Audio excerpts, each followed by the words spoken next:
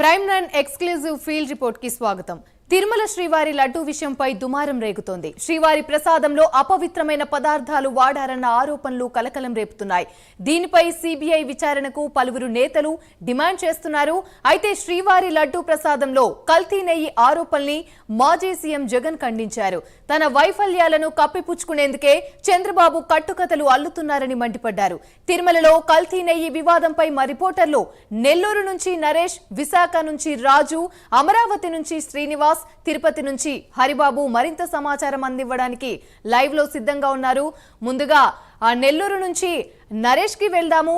అయితే నరేష్ చెప్పండి, టీటీడీ లడ్డూ తయారీకి నెల్లూరు నుంచి నెయ్యి సరఫరా అయిందని, అయితే పెళ్లకూరు మండలం పనబాక గ్రామంలో వైష్ణవి డైరీ నుంచి టీటీడీకి నెయ్యి సరఫరా జరిగింది.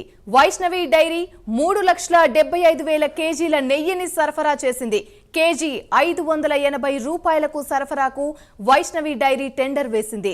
రివర్స్ టెండరింగ్ లో 411 రూపాయల నెయ్యి ఇవ్వాలని టీటీడీ కోరింది. అదే ధరకు ఇస్తామని వైష్ణవి డైరీ ఒప్పందం కుదుర్చుకుంది. 3.75 లక్షల కేజీల నెయ్యిని 6,33,75,000 రూపాయల నష్టానికి సరఫరా చేసింది. ఇక అన్ని కోట్ల నష్టానికి నాణ్యమైన నెయ్యిని సరఫరా చేసే అవకాశం ఎలా ఉంటుందని పలువురు సందేహాన్ని వ్యక్తం చేస్తున్నారు. కల్తీ జరగకుండా నష్టానికి వ్యాపారులు సరఫరా చేస్తారా అని ప్రశ్నిస్తున్నారు. వైష్ణవి డైరీ నుంచి వెళ్లిన నెయ్యిని టెస్ట్ చేయాలని భక్తులు కోరుతున్నారు. ఇదే అంశానికి సంబంధించి మరిన్ని వివరాలు విశాఖ నుంచి, నెల్లూరు నుంచి మా ప్రతినిధి నరేష్ లైవ్ లో సిద్ధంగా ఉన్నారు. నరేష్ చెప్పండి.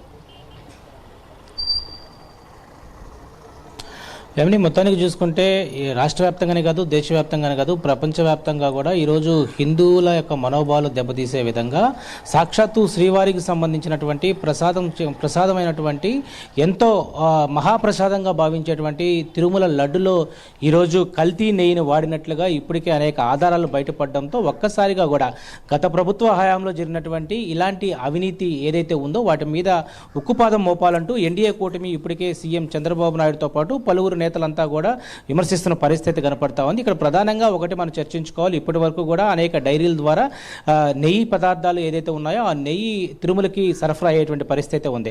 ఆ నేపథ్యంలోనే ఉమ్మడి నెల్లూరు జిల్లాకు సంబంధించినటువంటి పెళ్లకూరు మండలం ఏదైతే ఉందో అక్కడ ఏదైతే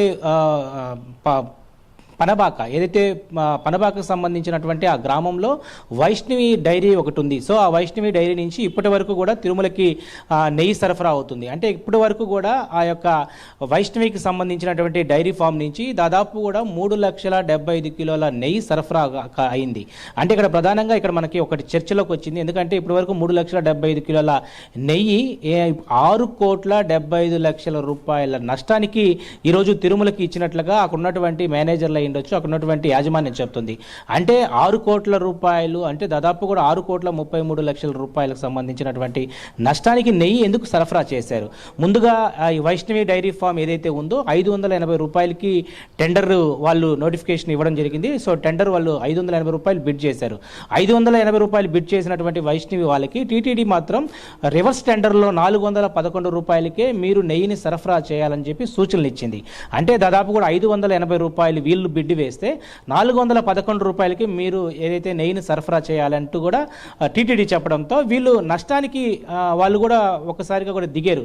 అంటే ఇక్కడ దాదాపు కూడా వేరియేషన్స్ మనం చూస్తే 169 రూపాయలు కిలోకు ఉంటుంది. అంటే ఇక్కడ 3,75,000 కిలోలు దాదాపు కూడా 6,33,00,000 సంబంధించినటువంటి లక్షలు, అంటే 6.5 కోట్ల రూపాయల నష్టానికి ఎందుకు ఇచ్చుంటారు? సో ఈ నష్టాన్ని భర్తీ చేసుకునేందుకు సరఫరా నాణ్యతమైనటువంటి నెయ్యి ఇస్తున్నారా? ఇప్పటికే టీడీపీకి సంబంధించినటువంటి రాష్ట్ర అధికార ప్రతినిధి ఆనం వెంకటరామరెడ్డి ప్రెస్ మీట్లో కూడా నష్టానికి ఇచ్చినటువంటి చిన్న చిన్న సంస్థలు ఏదైతే ఉన్నాయో, అఫ్కోర్స్ ఏదైతే పెద్ద నందినికి సంబంధించినటువంటి వాళ్ళు నష్టానికి ఇచ్చినప్పటికీ కూడా కర్ణాటక అది ఒక పెద్ద సంస్థ, కోట్ల రూపాయల్లో టర్న్ అవుట్ అయ్యేటువంటి పరిస్థితి. ఈరోజు ఉమ్మడి నెల్లూరు జిల్లాకు సంబంధించినటువంటి పెళ్లకూరు మండలంలో ఏదైతే పనబాకు సంబంధించినటువంటి ఆ గ్రామంలో చిన్నపాటికి సంబంధించినటువంటి ఇది ఒక డైరీ ఫామ్. సో ఈ డైరీ ఫామ్ నుంచి ఇన్ని లక్షల నెయ్యి సరఫరా అవుతుంటే ఇన్ని కోట్ల రూపాయల నష్టానికి భరించారంటే ఇక్కడ నాణ్యతమైనటువంటి నెయ్యి అయితే సరఫరా కాలేదనేది మాత్రం అర్థమవుతుంది. దీని మీద ఇప్పటికే పలువురు విమర్శిస్తున్నారు. ఖచ్చితంగా కూడా వైష్ణవి డైరీ ఫామ్ నుంచి వెళ్ళినటువంటి నెయ్యి ఏదైతే ఉంటుందో దాన్ని కూడా ఖచ్చితంగా కూడా శాంపిల్స్ పంపించాలా,